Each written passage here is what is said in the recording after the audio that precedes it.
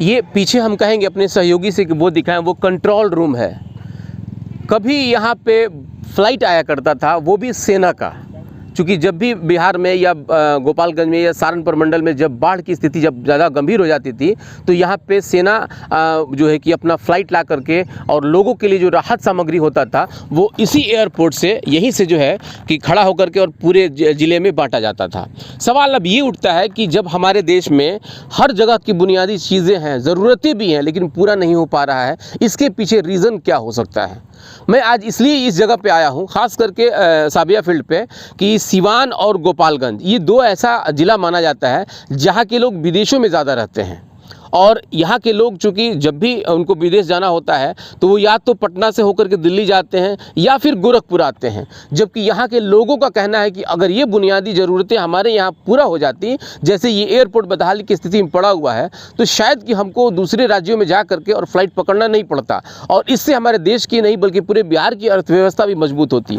मेरे साथ एक यहाँ के लोकल मतलब व्यक्ति हैं जो कि यहाँ पे थे, तो मैं सोचूंगा कि मैं इनसे ज़रा बात करूँ कि भैया ज़रा इसके बारे में बताइए कि क्या क्या यहाँ का इतिहास रहा है। सबसे पहले तो भाई आपका मैं स्वागत करता हूँ अपने इस चैनल पे। बहुत बहुत धन्यवाद सर आपका। थोड़ा आप बताइए यहाँ के बारे में, चूँकि आप तो लोकल हैं जी, तो क्या यहाँ की स्थिति कभी पहले थी और अब क्या हो गया है?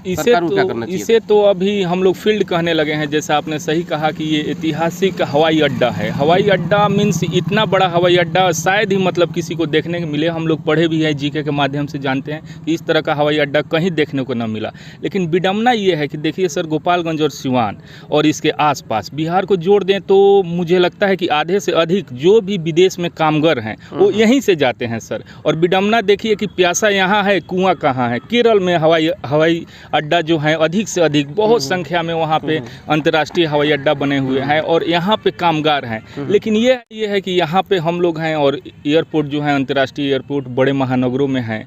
प्रधानमंत्री भी चाहते हैं कि हम लोग स्वावलंबी हो जाएं, आत्मनिर्भर हो जाएं। हम लोग तो अपने पैर पे खड़े हैं, खुद अपने भरोसे कर सकते हैं। देश को आगे ले जाने की हम में क्षमता है और मन में ये इच्छा भी है, नियत भी है कि करें। लेकिन हमें मूलभूत सुविधाएं, जैसे एक आम आदमी सर अंतर्राष्ट्रीय हवाई अड्डा नहीं बना सकता। हम लोग मेहनत कर सकते हैं, हमारे हाथों में मेहनत करना है, लेकिन हमें बुनियादी चीज़ प्रोवाइड कराइए, हम देश को आगे ले जाके दिखाएंगे। अपना बिहार तो सर मुझे लगता है, जो मेरी निजी राय है उसमें, कि आज़ादी के बाद से हम पीछे गए हैं। देश आगे गया है, बिहार पीछे गया है सर। अच्छा, एक बात बताइए कि राजनीति में बिहार से ही शुरुआत होता है, पूरे देश की राजनीति। जी। यहाँ के लोग काफ़ी परिपक्व भी होते हैं। जी बिल्कुल सर, राजनीति में सभी। तो क्या लगता है कि इस राजनीति का इस्तेमाल हम स्वयं अपने पे ही कर दिए हैं, जिसका नतीजा है कि आज हम लोग पीछे जा रहे हैं? जी बिल्कुल, ये सही कहा। जो हमारा सर तीर है, राजनीतिक तीर, वो हम ही पे उड़ के आ गया है। हमने निशाना लगाया कि मतलब हम लोग आगे बढ़ें, लेकिन तीर उल्टा पड़ गया है सर। और इसमें देखिए, राजनीतिक रूप से आपने कहा कि आर्थिक राजधानी मुंबई को कहा जाता है, महानगर है, और राजधानी दिल्ली है। लेकिन राजनीतिक राजधानी की बात करें तो इसमें कोई दो राय नहीं है कि देश की राजनीतिक राजधानी बिहार ही है। बिहार ने कितने बड़े बड़े नेताओं को, जेपी जी को याद कर लें कि आज़ादी के बाद का जो सबसे बड़ा आंदोलन हुआ वो जेपी जी के नेतृत्व में हुआ। इतने बड़े देश इतिहास में जाएं तो अनेकों नेक नाम मिल जाएंगे।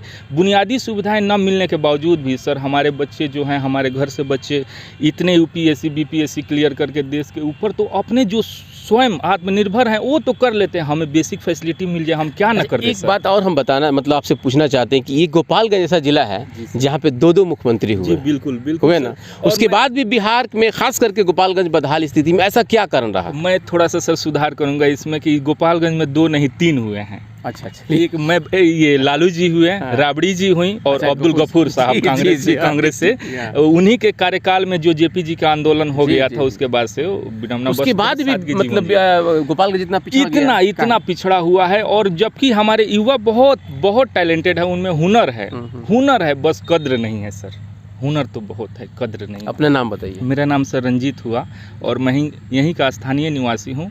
टाइटल ना बता रहा हूँ कि मुझे उसके बाद वाला नाम के बाद टाइटल में बहुत ये ना लगता, अपना कर्म होना चाहिए। अब मैं कहूँ मेरा नाम रंजीत सिंह है या रंजीत राम है, क्या फ़र्क पड़ता है, मेरा कर्म प्रधान है। बहुत बढ़िया। मतलब मैं इनसे बात करके मुझे बहुत खुशी हुई कि इन्होंने अपना टाइटल नहीं बताया। इसलिए नहीं बताया इन्होंने कि आने वाला चुनाव जो है कि ये टाइटल पे ही जीता जाता है। मैं इसलिए कह देता हूँ, कहने में मुझे कोई संकोच नहीं है कि जातीय आधारित जो राजनीति इस देश को, खास करके बिहार को जो गर्क में डाल रही है, मैं समझ रहा हूं कि रंजीत जी से हम लोग को अभी सीखना चाहिए कि कम से कम अब ये बंद हो ताकि बिहार आगे बढ़े।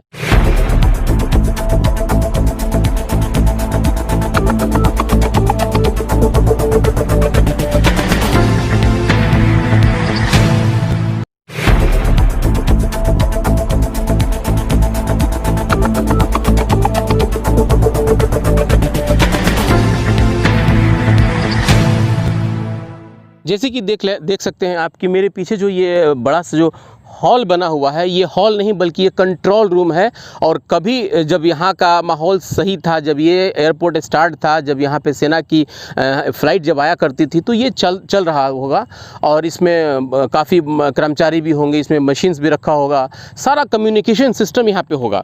लेकिन आज देख लीजिए कि इसमें बदहाली का आलम ये है कि इसका चौखट, केवाड़ी, पल्ला, सल्ला सब कुछ लोग उखाड़ चुके हैं और बिल्डिंग बिल्कुल खड़ी है। मैं अपने सहयोगी से कहूँगा कि वो ज़रा जूम करके दिखलाएं वहाँ उस साइड में, पूरब साइड में, कि वहाँ पे देखिए सच में वहाँ पे प्लेग्राउंड का सिस्टम बना दिया गया है, बड़ा बड़ा पिलर लगा दिया गया है, वो इसलिए ताकि बच्चे वहाँ पे खेलें। अब आप सोच लीजिए कि जो चीज़ें देश को या बिहार को एक अर्थव्यवस्था के तौर पर बहुत मजबूती प्रदान कर सकती है, उसके बाद भी इसको बदहाल किया जा रहा है सिर्फ इसलिए कि इसकी देख रेख नहीं है और सरकार कहीं ना कहीं इसके प्रति जो है कि उसका नज़रिया चाहे सही नहीं है या फिर जो मतलब कारण जो भी हो। लेकिन अगर ये चलता रहता तो यहाँ के लोगों को या फिर पूरे बिहार के लोगों को इससे फ़ायदा होता। जैसे यूपीए सरकार में मनमोहन सिंह जी ने कहा था कि वो फ्लाइट के लिए कि हम हर एक ज़िले में या हर एक स्टेट में लोकल फ़्लाइट का मतलब व्यवस्था करेंगे ताकि वहाँ एयरपोर्ट रहे। और आप देख लीजिए कि ये रहने के बाद भी आज 5 या 6 साल हो गया, लेकिन अभी तक इसमें कोई काम नहीं लगा। यहाँ तक कि इसके ज़मीन को लोग अतिक्रमण कर रहे हैं, इसको प्ले ग्राउंड बना दिया गया है।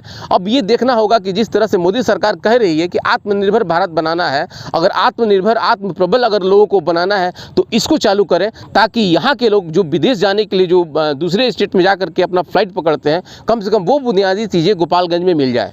मैं अपने सहयोगी फिरोज आलम के साथ कौशर अली।